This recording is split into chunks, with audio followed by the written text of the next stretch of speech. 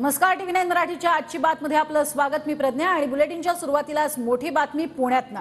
वंचितची लोकसभेची तिसरी यादी जाहीर झाली आहे, ज्यात वसंत मोरे यांना पुण्यातनं उमेदवारी देण्यात आली आहे। नांदेडमधनं अविनाश बोसीकर तर परभणीमधनं बाबासाहेब उगले यांना उमेदवारी जाहीर झाली आहे। छत्रपती संभाजीनगरमधनं अफसर खान यांना वंचितकडनं उमेदवारी देण्यात आली आहे, तर वंचितकडनं बारामतीमध्ये सुप्रिया सुळे यांना मात्र पाठिंबा देण्यात आलेला आहे।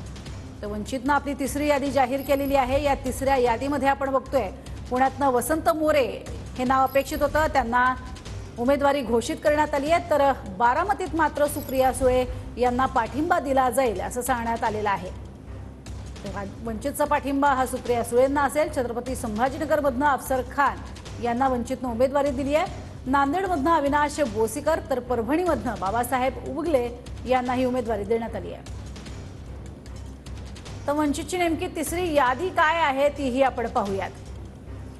वसंत मोरे पुण्यातनं, अविनाश बोसीकर नांदेडमधून, बाबासाहेब उगले परभणीतनं, अफसर खान यांना छत्रपती संभाजीनगरमधनं तर मंगलदास बागुल यांना शिरूरमधनं उमेदवारी देण्यात आलेली आहे वंचितकडनं।